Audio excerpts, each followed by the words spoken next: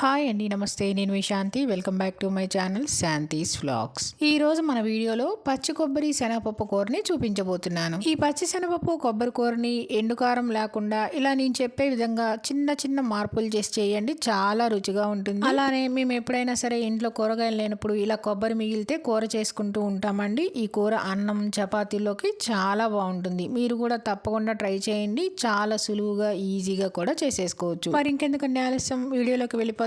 వీడియోలోకి వెళ్లే ముందుగా నా ఛానల్ని సబ్స్క్రైబ్ చేయని వాళ్ళు ఉంటే సబ్స్క్రైబ్ చేయడం మర్చిపోకండి. కొబ్బరి పచ్చిశనగపప్పు కూర కోసం ఒక బౌల్ తీసుకొని అందులోకి 1 కప్పు పచ్చిశనగపప్పు వేసుకొని ఈ పచ్చిశనగపప్పుని 2-3 సార్లు బాగా కడిగేసేసి ఇవి మునిగేంత వరకు నీళ్లు పోసుకొని కనీసం 1 గంట పాటైనా నానబెట్టుకోవాలి.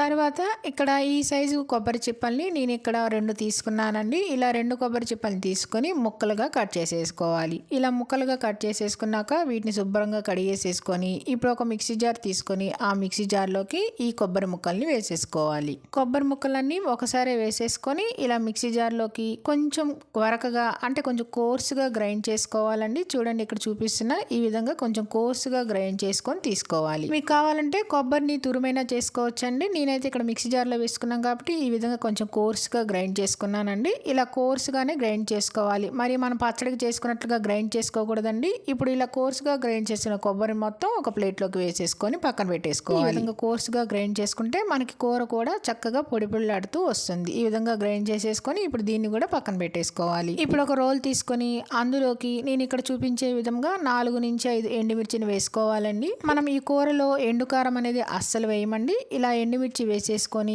ఈ ఎండుమిర్చిని కచ్చా పచ్చగా దంచుకోవాలి. పచ్చికారం బదులు ఇలా నేను చూపించే విధంగా ఎండుమిర్చి కూడా వేసేసుకొని అలానే పచ్చిమిర్చి కూడా వేసుకొని దంచుకొని చేసుకుంటే కూర రుచి చాలా బాగుంటుందండి. అచ్చం హోటల్ స్టైల్లో లాగా ఉంటుందండి. ఈ విధంగా కచ్చా పచ్చగా దంచుకున్నాక ఇప్పుడు ఇందులో 4-5 పచ్చిమిర్చిని కూడా ముక్కలుగా కట్ చేసేసుకొని వేసుకోవాలి. మీకు కావాలంటే ఇలానైనా వేసుకోవచ్చు, లేదంటే ముక్కలుగా కట్ చేసైనా వేసుకోవచ్చు. మళ్ళీ ఇప్పుడు ఇందులోనే ఒక చిన్న అల్లం ముక్కను వేసుకోవాలండి. అల్లం కూడా మరీ ఎక్కువగా వేసుకోకూడదు. అలానే 1/2 టీ స్పూన్ జీలకర్ర కూడా వేసుకోవాలి. ఇలా ఈ 3 వేసేసుకున్నాక మళ్ళీ దీన్ని కూడా కచ్చా పచ్చగా దంచుకోవాలండి. ఇప్పుడు ఎండుమిర్చి, పచ్చిమిర్చి, అల్లం అంతా కచ్చా పచ్చగా దంచుకోవాలండి. చూడండి, ఇక్కడ నేను చూపిస్తున్న ఈ విధంగా కచ్చా పచ్చగా దంచుకుంటే మనకి కూరకి బాగుంటుంది. మరి మెత్తటి పేస్ట్ లా చేయకూడదండి. ఇక్కడ నేను చూపిస్తున్న ఈ విధంగా కచ్చా పచ్చగా దంచుకోవాలి. ఇలా దంచేసేసుకొని ఇప్పుడు దీన్ని కూడా పక్కన పెట్టేసేసుకోవాలి. ఇప్పుడు స్టవ్ ఆన్ చేసుకొని ప్యాన్ పెట్టుకొని ప్యాన్ లో 3 టేబుల్ స్పూన్ల దాకా ఆయిల్ వేసుకోవాలి. ఆయిల్ వేసుకున్నాక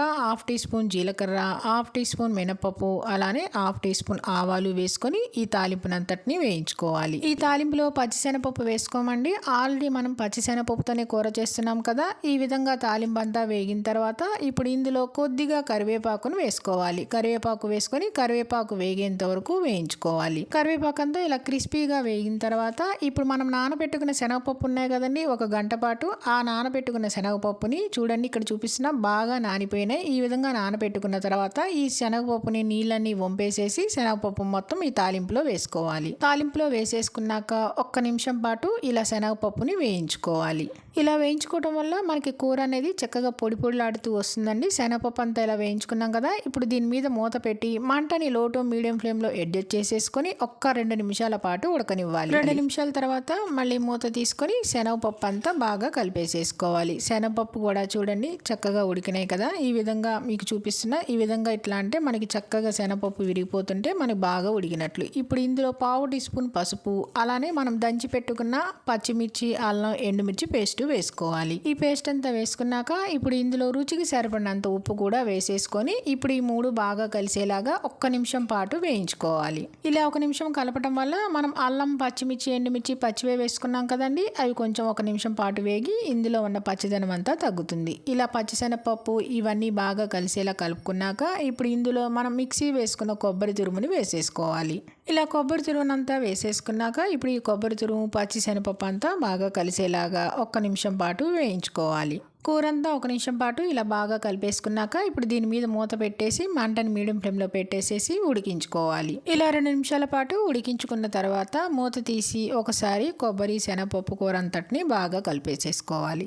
ఇలా ఉడికించుకుంటే మనకి శనగపప్పు, కొబ్బరి అనేది చక్కగా ఉడికిపోతాయండి. బాగా ఉడికి టేస్ట్ కూడా చాలా బాగుంటుంది. కూర అంతా ఇలా బాగా కలిపేసేసుకున్నాక ఇక్కడ చూడండి నేను చూపిస్తున్న పచ్చిశనగపప్పు కూడా చక్కగా ఉడికి కొబ్బరి కూడా బాగా వేగిందండి. ఈ విధంగా ఉడికించుకుంటే సరిపోతుంది. కొంతమంది అయితే పచ్చిశనగపప్పుని ఉడకబెట్టి చేసుకుంటారండి. అలా కాకుండా తొందరగా అయిపోవాలంటే ఈ విధంగా చేసేసుకోవటమే. అంతేనండి, స్టవ్ ఆఫ్ చేసేసుకొని సర్వ్ చేసుకోవటమే. అంతేనండి, కొబ్బరి శనగపప్పు కూర రెడీ అయిపోయింది. చాలా సింపుల్ గా ఈజీగా చేసేసుకోవచ్చు. ఎంత తిన్నా హెవీగా కూడా అనిపించదు, చాలా రుచిగా ఉంటుంది. మరి ఇంకెందుకన్నా ఆలస్యం, మీరు తప్పకుండా ట్రై చేయండి. ట్రై చేసి మీకు ఎలా వచ్చిందో కామెంట్స్ లో తెలియజేయడం మర్చిపోకండి. పచ్చి కొబ్బరి శనగపప్పు కూర వీడియో మీకు నచ్చిందా అండి? నచ్చితే కనుక లైక్ చేయండి, మీ ఫ్రెండ్స్ కి రిలేటివ్స్ కి షేర్ చేయండి, సబ్స్క్రైబ్ చేయండి. మరిన్ని అప్డేట్ కోసం కిందన్న బెల్ ఐకాన్ని క్లిక్ చేయండి.